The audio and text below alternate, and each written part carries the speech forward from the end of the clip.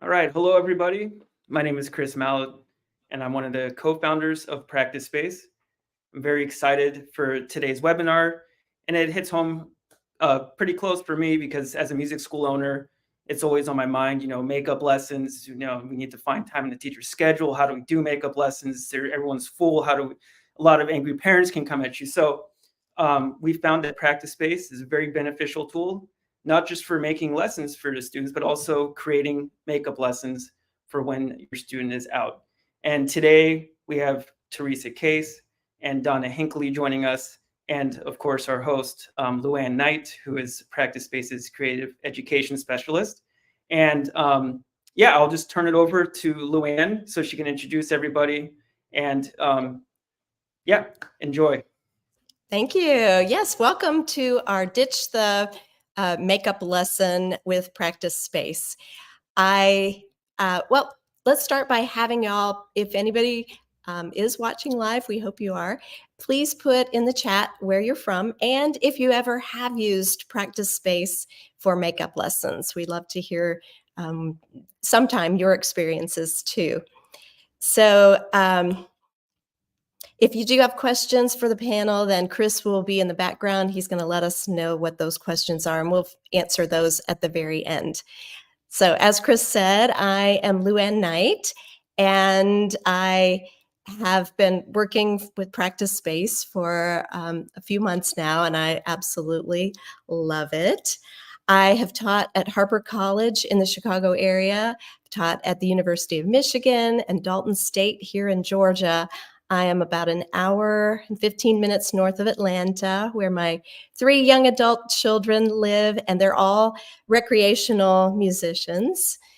And I recently remarried last year, and I feel very blessed. This used to be a workshop, and now it's a piano studio. So it's separate from my house. It's every piano teacher's dream. I wish I had it 15 years ago.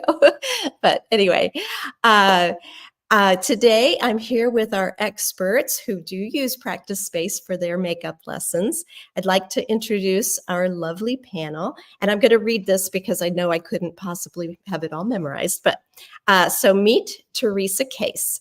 As owner and CEO of Piano Central Studios since 1995, Teresa has grown her music school from a very small program with just a handful of students to the largest community music school in upstate South Carolina.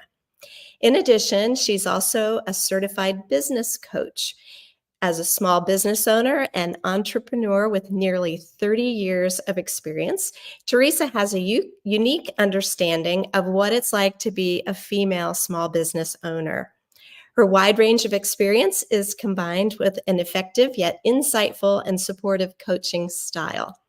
Teresa has an undergraduate degree in elementary ed with a music minor and a master's degree in music education. By far, Teresa's best work includes serving in her church and being a wife, mother, and soon-to-be grandma. Congratulations. She enjoys cooking, reading, shopping, and spending time with her husband and family. That sounds like that could be my bio too. Teresa has been a huge fan and advocate for Practice Space since 2021. I hope this helps you to get to know Teresa a little better. So now we have Donna. She runs a private piano studio with around 30 students in Victoria, Australia. She's been teaching for over 20 years, both in schools and in her home studio. She is a top music certified teacher with Tim Topham's program. She holds a diploma of instrumental teaching through ABRSM and is a fully accredited member of the Victorian Music Teachers Association. Donna is dedicated to fostering connections with her students, nurturing joy through music. Her personalized teaching style centers around each of the students' individual interests and learning needs. She's passionate about supporting neurodivergent students. Outside of the studio, Donna lives with her husband and 3 teen young adult kids, as well as 3 pets. She loves reading, cooking, spending time with family, and coloring her hair, which is very fun. Donna has been using Practice Space since 2023. She loves how it enables her to connect with students outside of lessons and provides extra motivation for students to practice. So, with all of Practice Space's assets, we can now give a lesson without being physically present. To me, that's a win-win-win for the teacher, for the student, and for parents. We're all busy, most with limited schedules, so it's difficult for us to fit in that makeup lesson. Practice Space is such a great option. I could forever go on to sing Practice Space's praises, but I'm going to stop now and let Teresa take over. She's going to give you the why-tos. Donna will give you the how-tos, and then I'm going to throw in a few extra little fun things at the very end. So take it away, Teresa. Thank you so much. I'm really excited to be here, and I'm delighted to be part of such a wonderful panel. And my job when we adopted Practice Space was to help our teachers really embrace Practice Space as enthusiastically as I did. And so what I'm going to share with you today is a little bit of sort of the template, but embedded in all of that really is the why. And so just in talking a little bit about Practice Space adoption for parents, just got a quick slide here. How do we do that? How do we, obviously teachers get excited about a tool like Practice Space. Well, how do you get the families excited, especially when they actually have to do something, set up an account? Well, we talk a lot about how Practice Space is one of our enrollment perks. In fact, to my knowledge, there's no one else in my town using it. And so that really is a distinctive advantage. We do lots of reminding with our onboarding. We're telling parents about Practice Space. We send a little text with a link and the code to get into it. And then we're just doing a lot of emails, and it's regularly featured as well in our weekly student and family email that goes out. We also have a Practice Space student guide that we share, that again is just another resource, but it's a reminder too, right? And then of course our teachers are right there on board helping as well, encouraging the families, making sure that if they literally need someone to sit with them and walk them through setting up an account, that they've got that help. And then another really fun thing is being able, of course, to promote those Practice Space winners. And even sometimes we'll tease out some of the prizes that we've added into the store. And we do that in our weekly parent emails as well as on social media. So all of these things in combination have really helped with adoption. We have extremely high adoption. And for those who don't, we still do a digital format with assignments in Google Drive. So we don't make it easy by saying, oh, well, if you don't want to do Practice Space, we'll just give you the paper notebook like we already have. No, it was like when we made the decision, it was no more paper. But parents have been really excited for the most part, especially with so many of the improvements and enhancements that Practice Space keeps making. So that was just a little bit. I just want to talk about a little bit about the adoption and why it's so important to have a lot of different ways to get your families on board. But another big thing that you have to have in place and be willing to stick to is a missed lesson policy. And you might notice as we go through that I am not using the word makeup. We've really tried to sort of eliminate that word and hopefully eliminate that expectation. So we do talk about missed lessons. And I know this is a lot to put on this screen, but I thought it might be helpful if I just showed you what our missed lesson policy is. I'm not going to read every word. I'm just going to highlight a couple of things for you. So again, that positioning, how you word this with parents really matters. So instead of rescheduling a missed lesson by teaching a makeup lesson, here are your options. Either you get to do an online lesson at your regularly scheduled time, or you can receive that missed lesson assignment. And I know Donna's going to talk a little bit later about some neat options she even does there with those missed lesson assignments. But the positioning again is that even though you might miss a lesson, you're still going to benefit from your lesson time, the time that you've paid for and reserved in the teacher schedule.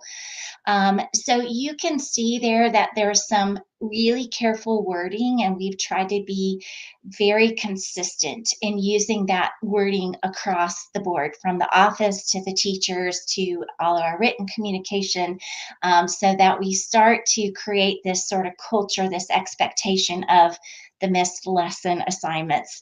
And that's what we're going to talk about next. And what I want to do in this section is just give some, I don't know, maybe some formulas. I'm going to talk a little bit about the template that we share with our teachers. We found that was helpful because especially when you're first starting to do missed lesson assignments, it can feel a little daunting. Well, what do I do? And what do I put in there? And how does all this work? So this is kind of the nuts and the bolts but it's still wrapped in the, okay, well, why do we do this? We're doing this because we don't want teachers sitting, not being paid because the student isn't there. And then when they have to make up a lesson, now they're really only getting half pay, right? Because that 30-minute slot that you've been paid for now becomes an hour of your time if you're still doing makeup lessons. So here, instead of the makeup lesson, we're doing the missed lesson assignment. And when do you do these? Okay, if you know a student's going to be absent, you can just right from the beginning of their lesson time, start creating that missed lesson assignment. Also, if a student doesn't show up, this is what we coach our teachers to do. Text the student to check on them, see if you can get an answer. Are they just running late? Or are they just not going to be able to make it?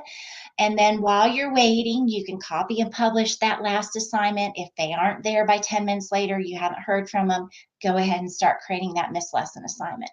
So the idea here is that if we're telling parents, you're still benefiting from your reserved lesson time because your teacher's creating this assignment for you, our thought and the idea of making the time most efficient for the teacher is that those missed lessons assignments are being created during the student's lesson time. So this is just, again, a reinforcement of what I just said, is that you're still using the time for the student. So if you're struggling, you're feeling a little guilty about no more makeup lessons, this is really where your mindset has to shift, and you have to go into this thought of, okay, I'm still using my time. It's going to look a little different. It's going to feel a little different, but it's going to be just as wonderful in a different way. And this is really, I think, a key part of successfully making that shift from no makeup lessons to missed lesson assignments in practice space. So here's kind of the template that we came up with, and this has actually been working really well. When we switched to practice space in 2021 as a school, it was like we're all in. We didn't tentatively take the step, we just dove into the deep end. And so to kind of help our teachers, also to be able to communicate with parents and students, hey, this is what you're going to expect. We came up with this template. So the first thing that we say should be part of a practice space missed lesson assignment is the connection. So we really encourage the teachers here to create a little video, maybe a little special connection with the student. I'm going to give you an example in just a second so you can see. The next part of the template is the review. That's where you copy and publish their most recent assignment, carry that forward, keep them practicing. But then you start to kind of maybe put in a few little new things, because obviously it's not really truly using the time for the student or creating a great assignment if you're just copying over from last week. So we really encourage the teachers to do a deep dive of one of the students' current songs, maybe give them something extra to practice related to something in that song. We also encourage, another part of the template is some kind of theory assignment. This can be a worksheet, this can be an online game, this can be, something from their theory book. But again, here, this is the beauty of a digital platform like Practice Space, is because you can add in all these great things. And again, create this wonderful assignment that, yes, it's different from in person, but it's got some really neat, unique, exciting things all its own.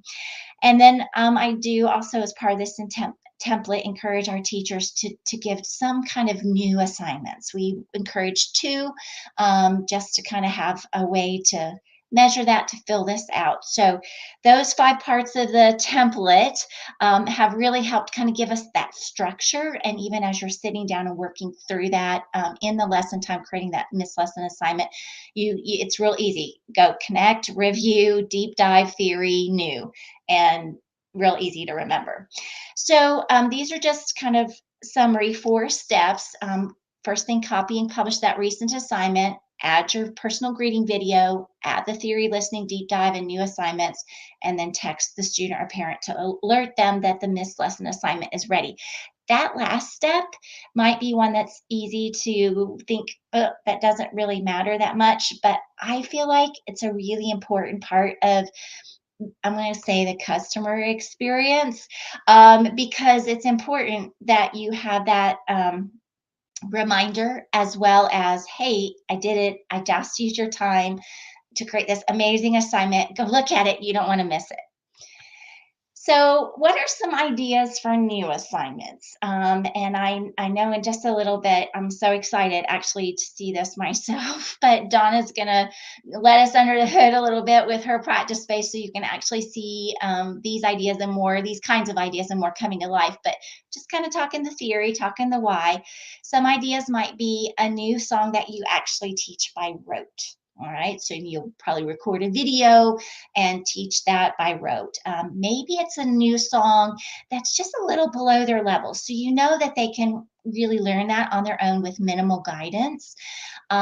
This is fun, either a you choose assignment or a you teach assignment. The you choose assignment is the student gets to pick a piece, either something old or new. They prepare on their own. They get to surprise you, their teacher, at the next lesson. A you teach is a piece that you assign that the student has to teach you at the next lesson. A flashcards is another great new kind of assignment to give. Flash Note Derby, and I know the people who developed Flash Note Derby just came out with a new app. I can't remember the name, but there's just a number of things that you could use even with apps to review. If they can't do an online lesson, and I think Donna's going to talk about this a little bit more, but have the students send you the video ahead of time. And now that's so easy through Practice Space. Yay, thank you, Practice Space developers. But they can send you that video so that you can actually give some compliments and critiques, and then help them keep moving forward with that. If you have group lesson students, give them the same assignment that the other students who were present received, and then maybe follow that up with a little bit of a video. And if you're using your library, you probably have some of those videos that you can easily pull over without having to create something new. So here's some ideas for deep dive assignments. This is where we take a piece they've already been working on and we kind of start going a little deeper with certain musical elements or certain concepts or certain, tricky parts that we really want to help them get a hold of. So maybe you create a rhythm review, and so they are able to clap or tap or practice along. Maybe you share a link to a teaching video of the piece that they're working on. There's tons of those out there. I know, for example, Faber has lots and lots of teaching videos out there. There are some enterprisingly wonderful Suzuki teachers who have put a lot of videos out there of the actual pieces from Suzuki books. So go look. You never know what you might find. Obviously, you want to vet it, but that's another wonderful teaching tool.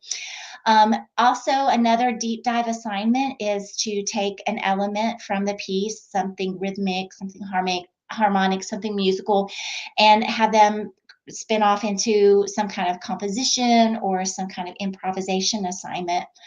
And then this is fun. There's like online spinners that sometimes you get when you go to a new website and they're trying to get you to buy their new clothes or something, and spin this wheel for 10% off. They have those that you can customize. One example is one called Online Spinner. And you can, one idea here is to just put on the spinner different ways to practice. Practice this piece slowly 3 times in a row. Practice the introduction 5 times. You get the idea. So you can kind of make some things fun. And again, I just want to underscore, missed lesson assignments can be just as fun and exciting with these kind of tools that we have available that we can easily share across a wonderful platform like Practice Space. So here's kind of a timeline. And again, this is not arbitrary. This is not required. This is just sort of, a general guideline, especially if you're newer to creating missed lesson assignments. So we say that copying of the previous record, we do something called a Milestones Award Program. That's what that MAP reference is. So if you have some kind of awards or something like that, just kind of updating that administrative stuff, about 5 minutes. Your greeting video or writing a note, 5 minutes. A new theory assignment, 5 minutes. Choosing new assignments might take about 10 minutes. A deep dive assignment, 5. And then texting the parents, 30 seconds, and you're done. So this just gives you an idea of if you're doing a 30-minute missed lesson assignment, this is, about maybe some ideas for how long it will take. Obviously, the more your library is built out, maybe this will take less time. Maybe you'll be able to add in more things, but this is just a guideline. And speaking of that teacher library, missed lesson assignments can actually help you build out your teaching library. And so just a little pro tip is to make sure you create a naming protocol. Now it's easier to search and tag things in Practice Space, which is amazing. And we're so excited. I think we're all jumping up and down when that feature came out, but have that naming protocol so that it is easy to find things, and the tagging protocol. So here is just a little example of the personal greeting. You can write this or say this, but I want you to look for the connection points. I also want you to look at how this teacher kind of gave a little preview of what was in the assignment. So I hope you had a wonderful birthday. I missed you, but I know those are exciting. I've updated your assignments to include, and then you can see all these things, and then this fun little thing at the end, this game, and then she signs it off there. So here's just an example of some ways that you might actually set up the assignment. And I just want to highlight, and I have to give my amazing teachers credit. I don't teach anymore because my life is spent running the music school, but they were kind enough to share. And so there's a few little things that I thought were just such good ideas. So when there's a new assignment, you can see over here by this, like the Chopin Waltz, that's a new assignment. So the teacher literally wrote new in front of that. So I think that's helpful. Or with recording, she sent a recording, and so she wanted to make sure that was highlighted for the student.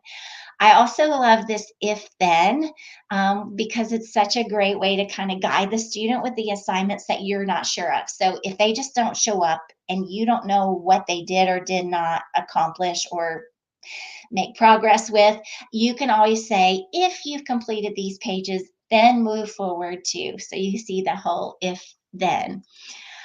And then this is so fun. And we had to go online like a lot of music studios did during COVID. And so we ended up creating a lot of different games. And then some of our very creative teachers have figured out how to pull those games and use them in Practice Space as part of a missed lesson assignment.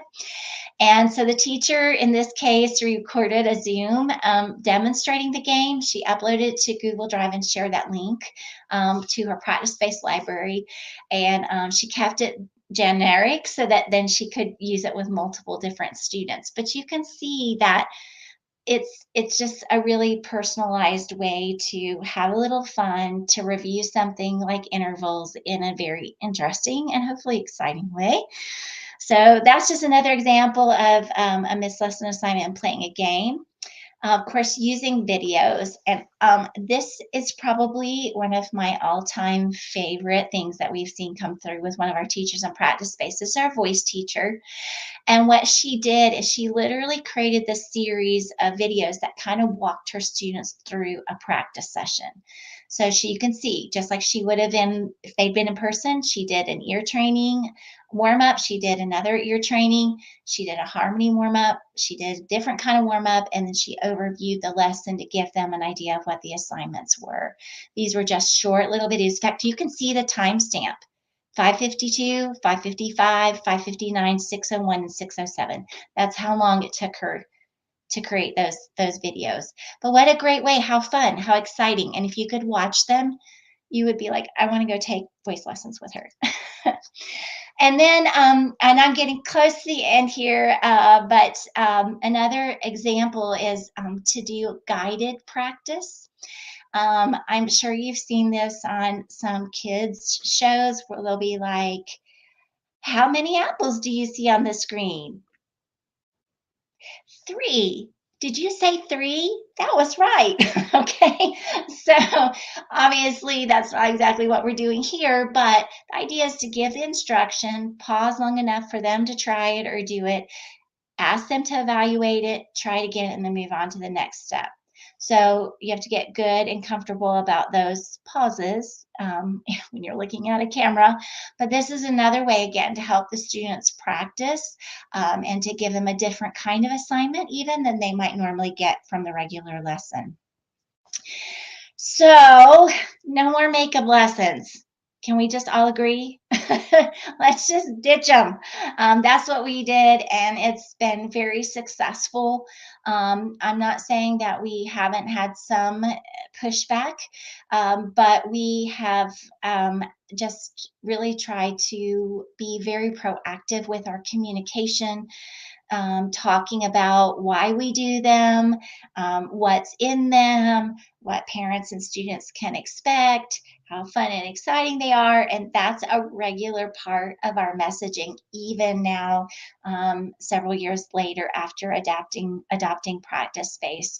A lot of communication is always helpful, but particularly I think when you're moving over to a new policy and getting rid of something like makeup lessons, I think that communication helps, as does having a great plan. So hopefully I've given you an idea of a plan, and I'm going to now turn it over to Donna. She's going to take it away and give you just some real insight into what I've hopefully been sharing a little bit in theory. So Donna, take it away for us.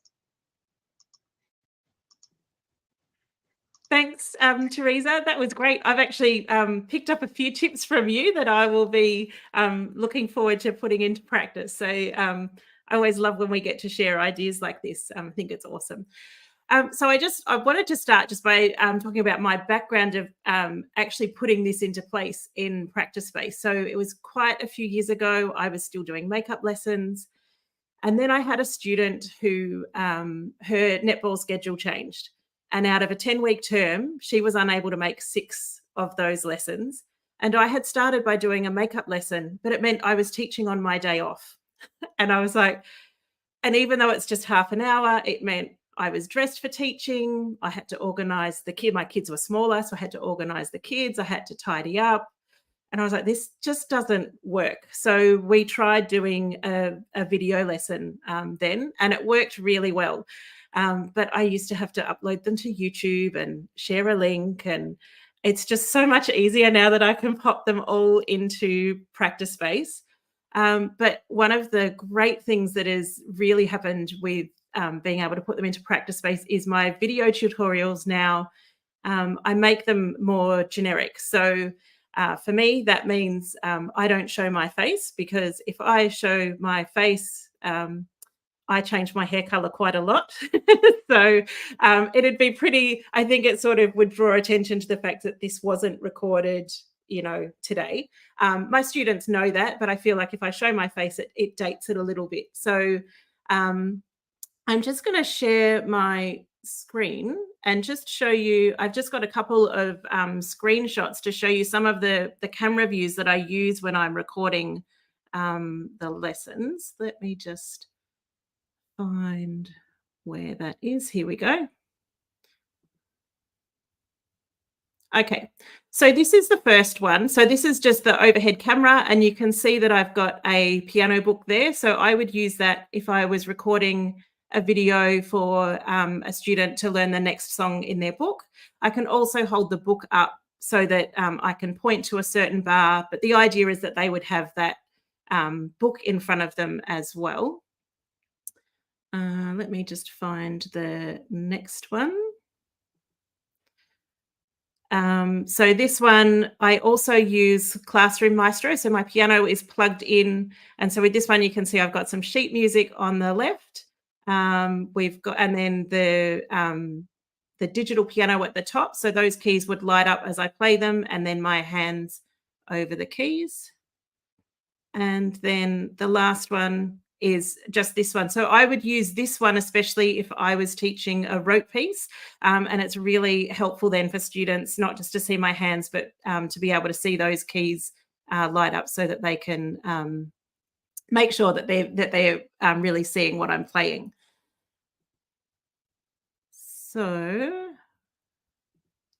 So that's the cameras, the camera angles that I use. And there's a couple of ways that I set this up for parents. So if students know ahead of time that they're going to miss a lesson, I would ask them to send me a video through Practice Space of them playing their current pieces.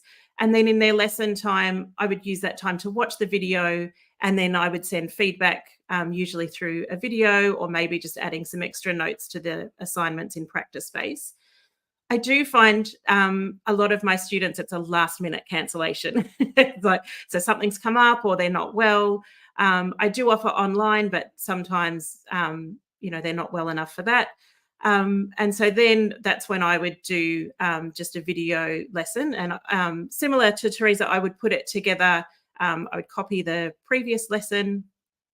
So I'd copy the previous lesson, have a look at what they did, and then add some new tutorials. So I'm just going to share again and show you my, I'm just going to show you inside my Practice Space library.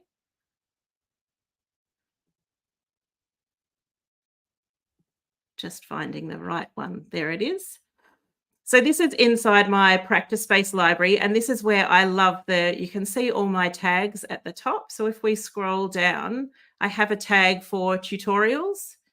So when I tap on that, you can see these are all my tutorial videos. And now I can either search for something. You can see I've got some that are from digital music.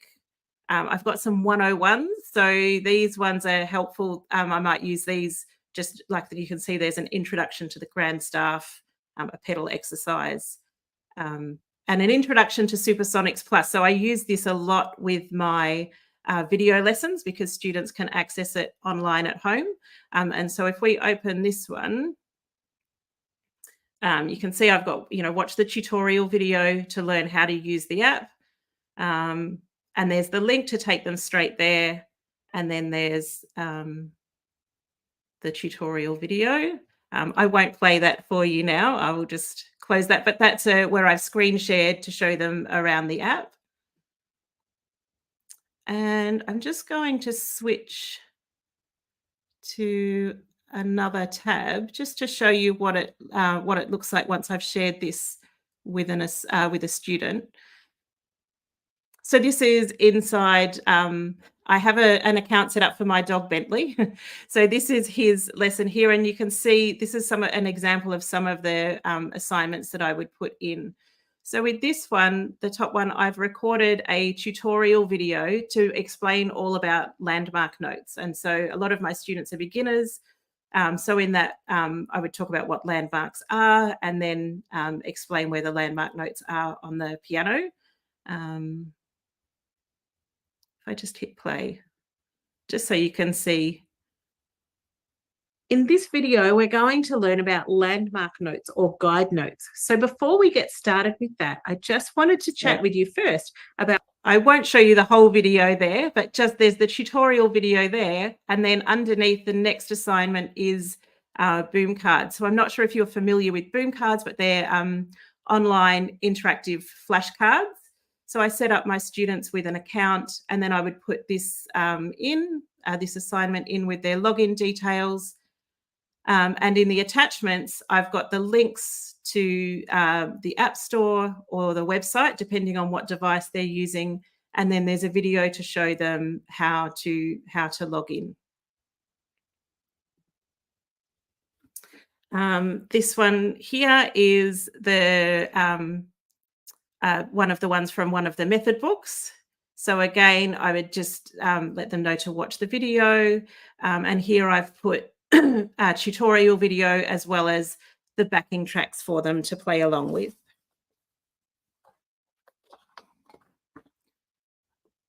One of the other resources that I like to use is, which I don't have one in here, so I'll just show you when I want to add one in. I will just go from the library, and I'm going to hit that tutorial tab at the bottom. And you can see I like to use the pieces from Samantha Coates' Rote Repertoire series. And so I have a few of those where I've put the level 1 in, because they learn that first level by rote. And you can see here I would have the tutorial video. And with this one, this is just using the overhead camera. We're going to have a look. But they can learn how to play that rote piece.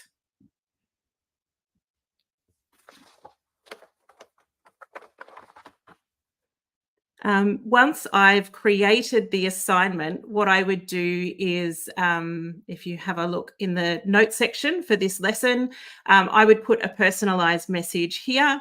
And so I would usually put, sorry to miss you. If they're sick, I hope you feel better. So it's quite similar to what Teresa puts. I always make sure that they know to keep practicing their previous assignments as well. And that they can feel free to send me a message if they have any questions, or to send a video. This is something that I encourage them to do all the time through Practice Space anyway, but I would like them to do that specifically if I haven't been able to see them for the week. The other thing that I love doing now that through the chat feature is, let me just find the tab, and I'm just going to switch to this one. This is where I've sent a message to Bentley instead. So this way he'll get a chat notification, but also I would sometimes send a video instead. So I'm not sure if you've had a chance to explore the chat feature, but this is one of my favorites. So if you hit the plus button at the bottom and then hit camera, and I can just record a video here. So it's really easy. And that's how I personalize. I think they really like getting a video from me with me speaking to them. So that's now my new way to communicate that. So I also wanted to let you know how I encourage parents to use this. So I actually start, I'm just going to stop sharing my screen for a second. So I start this right at the beginning. So when students inquire about lessons, I have an online registration form. And straight away in that form, I actually, and I'm just going to read this statement because I can never remember it exactly, but this is exactly what's on my sign-up form. If a student is unable to attend a lesson, online lessons at their regular lesson time or video lessons completed in their own time are available. Lessons missed by students can't be rescheduled, and no credits or refunds are available. I know parents don't read it. They tick the box. I know, but it's still there. And I think the more that you mention it, the more familiar they get with it. So then the next step is, then there's the studio policy. And I have, it goes into more detail in the studio policy about what options are available, but it's the same. It's online, a video exchange, which is where they would send me a video first, or the video tutorials. So that's in the studio policy. And then I also, when students start lessons, so usually the week before they're due to start, I send an email to introduce them to Practice Space. And I talk all about the benefits for them. And so this is where I really focus on, rather than it not being about, we don't do makeup lessons. Practice Space means that there's no missed learning opportunities. So, and my statement here, or the little paragraph I have, is even if students are unable to attend a lesson, they won't miss out on learning. I can send a video tutorial through Practice Space to help them stay on track with their progress. And I think putting that, the positive side for the parents is really helpful. So that's how I use Practice Space to stop offering makeup lessons. And yeah, I just love that it's saved me so much time and made things so much easier for me. Wonderful. I have one new section to add to this because it's a whole area that you may not have thought of that has so much that you can use in a lesson for a missed lesson. I love that we're not calling them makeup lessons anymore. So let me show you all what I do. Okay. So I have what is called, and I'm going to have to change this now. So y'all have taught me so many things that I'm going to have to actually change it. But it says my makeup lesson arsenal. So here are a lot of things that I can use that I just have on hand in my library to be able to use for a missed lesson. I want to show you 3 of these. Most of these are from YouTube.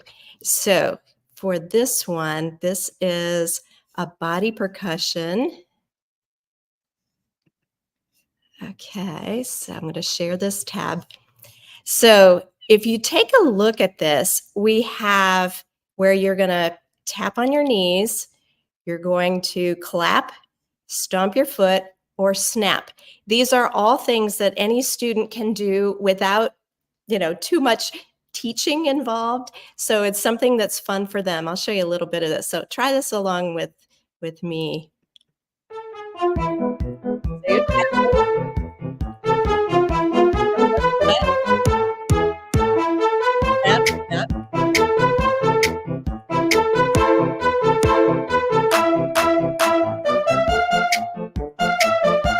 So that gives you a good idea of something that they can do that just really helps their coordination and gives them something totally different.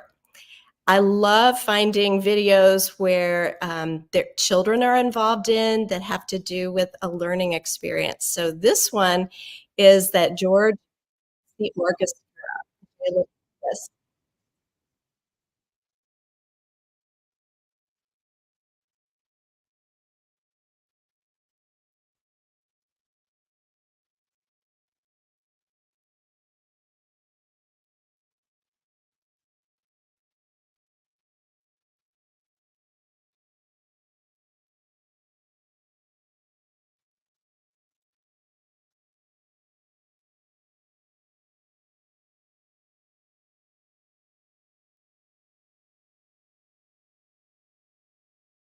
Okay, so then they're going to go through and talk about the individual instruments.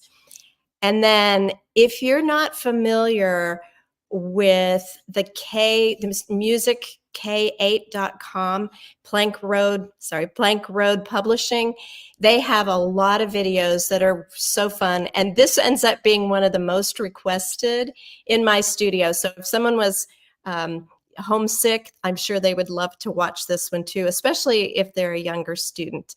So take a look at this.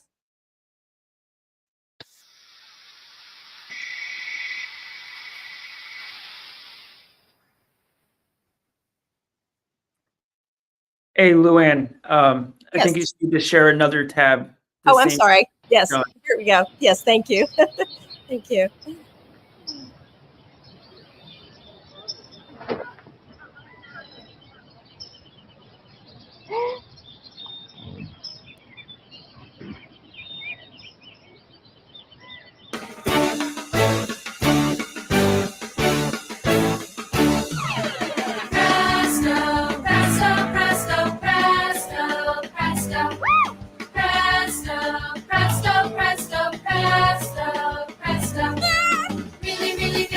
Super Mondo Fast, presto, presto. Really, really, very truly super Mondo Fast, presto, presto. It was back and forth between the Presto and the Largo. So I have just found that there are so many videos out there that can be used. And the more I looked, the more I found. So it was really kind of an eye-opening thing where I can add so many new things to my library. And I really feel like this is going to help in the future. I have not done a lot with the makeup lessons this way. I would say a fair amount, but I feel like I need to get a little more organized with it. So thank you, ladies, for helping me to see how it can be, just like that fulfillment of the lesson, as opposed to, well, here's something extra to do while, because you missed. I think parents will appreciate it even more. So I thank you for your just sharing with us. You are definitely the experts, and we all can learn from each other. Thank you. Yeah, that was fantastic. And I think what both of you, or all three of you, demonstrated today is that doing a missed lesson, I'm not going to call them makeup lessons anymore. I love that, by the way. That was, I think, the biggest takeaway for me, is that, using practice space can really add a lot of value. And I think that's where a lot of teachers are worried about, do parents think this is going to add value? But if you really load it in with all of these things and attachments and the little personalized letter in the beginning, it 100% adds value. And I think that it can take a little bit of adjustment, but after a few weeks, a few months, everyone will be on board with this. It's a great idea. And I think that this is going to benefit a lot of teachers out there. We did have one question from Clinton, and they asked, do you use practice space for only missed lessons, or do you use them for every lesson? And I'll let Teresa and Donna answer that, and Luann as well. All right, well, I'll start. We use it for every lesson. Basically, it is our digital assignment notebook. Prior to practice space, we would print out a customized assignment notebook, and we have hundreds and hundreds of students in our music school, so that was thousands of dollars of printing costs. Not to mention, well, what happens when they are sick or they forget their assignment notebook? Now the teacher is really stuck. So practice space just opened up such a huge new world for us. And all of these things, by the way, that we were talking about incorporating into a missed lesson, you can incorporate a lot of those same things into the assignments that you're giving right there with the students in an in-person lesson. So Donna, did you want to add something? Yeah, so same. I use it for all lessons, and like you, Teresa, it's my digital notebook. So I actually also use it to help me lesson plan. So I look at what we did last week. I can start a draft assignment and put some new things in there, so it's ready ahead of time, which is really great when you've got a full day of teaching and you prepare all the things that you want to use for students. By the time you get to the last student of the day, it's nice to just be able to open that assignment and go, oh, these are the things that I put together for that. So it helps keep me organized. But as well that I can add videos. So I add videos a lot of the time for students, not necessarily a tutorial video, but videos of, it'll be me just playing through the song so that they can watch that. So it really helps them with practice at home. And I think the biggest thing is that they know that they can send me things through the week. So whether it's videos or a message, and just having that communication through the week has just been awesome. I too would never teach without it. I always call my previous lessons the black hole of the notebook.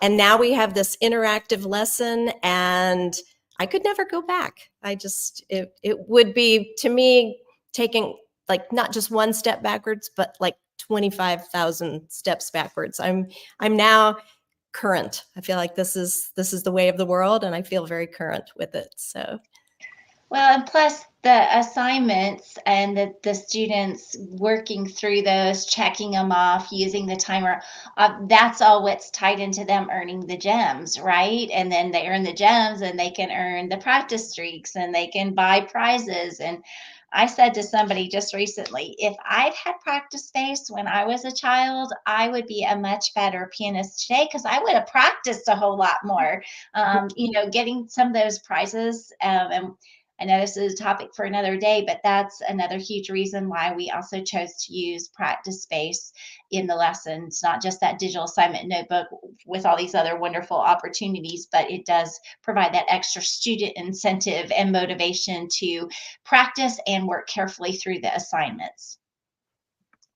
Yeah, I think that's one thing that a lot of teachers are surprised to see is like, it's such a great utility for teachers, but it's not just a list for students. There's a lot of really fun things, and it's not gamified to the point where, they're just only using the app. They don't need their teacher anymore. It's the teachers are still very, very much a part of the whole process. So, and just to answer Clint's question is that, Practice Space was built for the every week lesson. That's why we made it for our school back in 2019. And, the makeup aspect of it, or the missed lesson aspect of it, I think is just a huge bonus. And I think is something that's going to be really great for a lot of teachers out there. So is there anything else that anyone else would like to add? Or I would just like to say thank you. This has been really fun and very educational. Thank you. yeah. Thanks Thank for you. having us. Of course. I just can't sing Practice Space's praises enough, and it's really revolutionized a lot of the way we teach, the way students practice, and how they make progress. And those are the things that ultimately help us make sure we're producing lifelong musicians, and that's a real delight. Wonderful. Yes. Yeah. Yeah. Cool. I would just have to agree. I'm blown away by how much Practice Space has changed my teaching. And just like Luann said, I cannot imagine needing to teach without it. Like, it's probably the one thing I'm like, no, that I've just always got to have that. Well, that's music to my ears. And if we don't see if we don't have another webinar by mid-March, then hopefully we'll see you and everybody who's watching at the MTNA. Practice Space will have a booth there, and Robert, me, and Luann will be there at the booth for the week. And we do have some very exciting updates coming up very soon, including a new interface for the teacher, which is going to be beautiful. We've been looking at it. It's going to have a new tag window. It's going to be, updated and spruced up. So hopefully that will be out in the next couple of months. So there's a lot of really exciting things happening. And to everyone out there listening as well, you can join our Facebook group. We have a lot of really helpful teachers on there to answer any questions that you have, from, teachers who have their own studio like Donna to music school owners like Teresa. So as you can see, Practice Space works for school and studio of any size. So that concludes today's webinar. Thank you all again for your wonderful insights. And have a great rest of your day. Thank you.